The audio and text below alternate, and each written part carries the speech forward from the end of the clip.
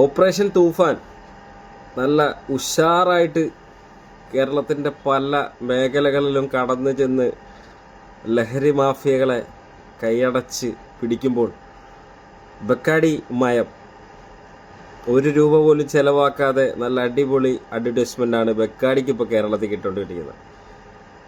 ഈ വീര്യം കുറഞ്ഞതെന്ന് പറഞ്ഞ് നിസ്സാരമായിട്ട് കാണുന്ന ഈ ബ്രീസർ ഒക്കെ ഉണ്ടല്ലോ, 4% ആൽക്കഹോളാണ്. അതിന് മിക്സ് ചെയ്ത് നമ്മുടെ ഇനി സപ്ലൈകോയിലൊക്കെ ഇനി കുറേ കഴിയുമ്പോൾ വരും. ഹറാമായ ചില ആൾക്കാർക്കൊക്കെ ഇപ്പോൾ ഇത് ഹലാലായി മാറിയിട്ടുണ്ട്. അപ്പോൾ ഈ ബെക്കാടി ഇനി സാധാരണ ഈ സ്കൂളിൽ പഠിക്കുന്ന കുട്ടികൾ അവരിത് വാങ്ങിച്ച് ഉപയോഗിച്ച് ഈ ബാക്ക് ബെഞ്ചേഴ്സാണ് ഏറ്റവും കൂടുതൽ ഇത് കയറി പിടിക്കും. അവരാണല്ലോ ഹീറോസ്. അപ്പോൾ ഇത് കലോത്സവ പരിപാടികളിലും അല്ലെങ്കിൽ മറ്റ് പ്രോഗ്രാമുകളിലൊക്കെ ഉഷാറാക്കാൻ വേണ്ടി പിള്ളേരിത് വാങ്ങിക്കും. ഇനി ഇതിന് ജനങ്ങൾ ഇപ്പം പറയും സർക്കാരിന് ഗുണമില്ല എന്ന് പറയുന്നില്ലേ, സർക്കാരിന് ഗുണമുണ്ട്.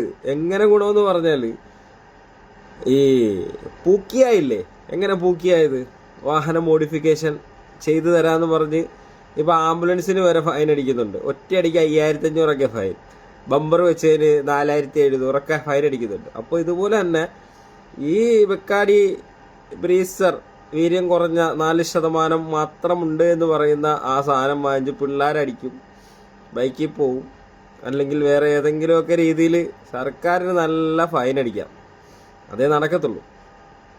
പിന്നെ ഈ 4% എന്ന് പറയുന്ന നമ്മൾ നിസ്സാരമായിട്ട് കാണരുത്. കാരണം ഒരു 4, 3, 5 ബോട്ടിലൊക്കെ ഒറ്റയടിക്ക് കുടിക്കുന്ന പിള്ളേരൊക്കെ ഉണ്ടെങ്കിൽ 1 തുടങ്ങി 10 അവസാനിക്കുന്നത്.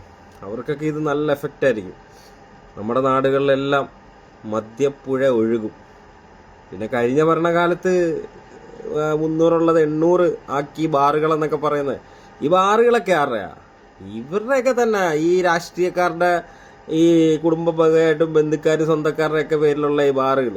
അപ്പോൾ ഈ ജനങ്ങളുടെ മുമ്പിൽ അവർ ഇരുന്നപ്പം കൂട്ടി ഇവരിരുന്നപ്പോൾ കുറച്ചെന്ന് പറയേണ്ട കാര്യമില്ല. അങ്ങനെയാണെങ്കിൽ കഴിഞ്ഞ ഭരണത്തിൽ സർക്കാർ ബാറുകൾ കൂട്ടിയെങ്കിൽ ഈ ഭരണത്തിലിരിക്കുന്നവരെ കുറച്ചുകൂടെ.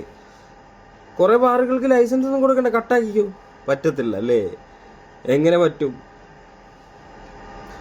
ഇതൊക്കെയാ ഈ തൂഫാൻ നല്ലൊരു കാര്യമായിരുന്നു. ഇപ്പോഴും നല്ല തരത്തിൽ നല്ല രീതിയിൽ കേരളത്തിൻ്റെ പല മേഖലകളിലും അവരഴിച്ച് തകർത്തുകൊണ്ടിരിക്കുന്നു.